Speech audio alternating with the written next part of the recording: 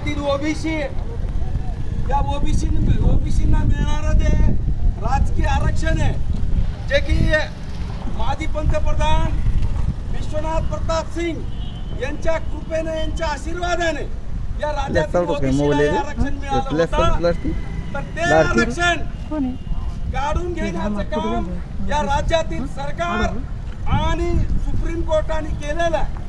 तर ते आरक्षण पूर्ववत ओबीसींना मिळावं.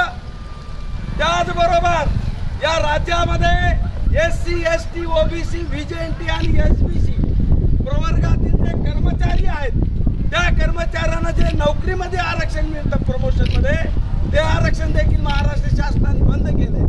ते आरक्षण पूर्ववत चालू ठेवा आणि या देशातील ओबीसीची जनगणना करून ती आकडेवारी प्रसिद्ध करा. या 3 गोष्टीच्या साठी, या प्रमुख मागणीसाठी आजचे रस्ता रोको आंदोलन आहे.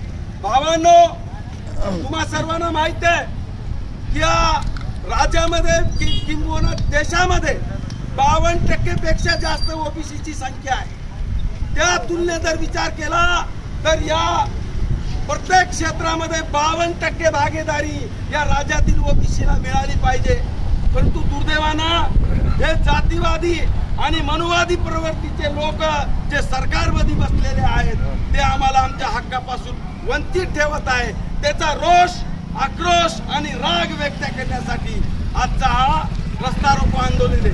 या रस्ता रोको आंदोलनाच्या माध्यमातून आम्ही या राज्यातील फक्त बंजारा समाजच नव्हे, तर ओबीसी, भटके मुक्त, शेतकरी, शेतमजूर एक पुन्हा मागणी करतोय की मुंबईमध्ये नवीन मुंबई जे विमानतळ होत आहे, त्या नवीन मुंबईच्या विमानतळाला या राज्याचे माजी मुख्यमंत्री महानायक वसंतरावजी नाईक साहेब यांचं नाव देण्यात यावं. कारण नवी मुंबईची स्थापना वसंतरावजी नाईक साहेब मुख्यमंत्री असताना 1970च्या दशकामध्ये केलेली आहे. मूळ मुंबईचा भार कमी करण्यासाठी, तिथली लोकसंख्या, तिथलं होणारं ट्रॅफिक जाम आणि एकूणच सगळे प्रॉब्लेम लक्षात घेता वसंतरावजी नाईक साहेबांनी नवीन मुंबईची स्थापना केली. तर त्या विमानतळाला वसंतरावजी नाईक साहेबांचं नाव देऊन त्यांचा यथोचित सन्मान या राज्यातील सरकारने, महानगरपालिकेने करावं, ही एक मागणी या निमित्ताने करतोय. भावांनो, मागील अनेक वर्षे जर आपण विचार केला तर या राज्यामध्ये वसंतरावजी नाईक साहेबांनी सर्वप्रथम 1964ला स्थानिक स्वराज्य संस्थेची निर्मिती केली.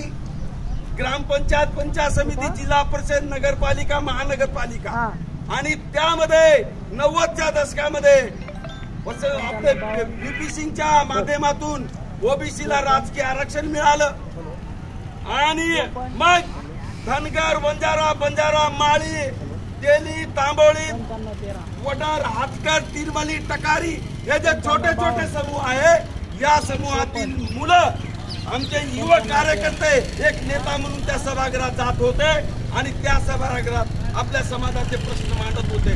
म्हणून कदाचित हे राजकीय जे नेतृत्व ओबीसीतून पुढे येत आहे, हे पाहून इतर समाजाच्या पोटामध्ये पोटसूळ उठतंय आणि त्यांनी षडयंत्र रचलेले, आमचं आरक्षण बंद केलंय. आम्ही अधिकच ताणवित नाही. आमची मागणी आहे की ते जे बंद केले ते चालू करा आणि आम्हाला सन्मानाने जगू द्या. आम्हाला सन्मानाने जर तुम्ही जगू देत नाही, मग तुमच्या जिण्याचं काही खरं नाही, हे लक्षात घ्या. आता ओबीसी जागृत होत आहे. म्हणून या रस्ता रोको आंदोलनाच्या माध्यमातून मी या राज्यातील समस्त ओबीसीला मी विनंती करतोय की लढाई फक्त बंजारा समाजाची नाही किंवा बंजारा समाजाचंच आरक्षण कमी झाले असं नाही, तर धनगरांनी, माळ्यांनी, टकाऱ्यांनी, मुस्लिम समाजातील अनेक जाती ज्या ओबीसी मध्ये आहेत, त्या सर्वांनी या आंदोलनामध्ये सहभागी व्हावं आणि जनरेटा जर आपण तयार केला तर शासनाला झुकावं लागेल. तो निर्णय त्यांचा परत घ्यावा लागेल आणि पूर्ववत आपल्याला मिळणारे न्याय, हक्काने आरक्षण ते मिळू शकतं. म्हणून आता सामाजिक एकजुटीची गरज आहे. सर्वांनी आता बघ्याची भूमिका घेऊ नये. जे लाभार्थी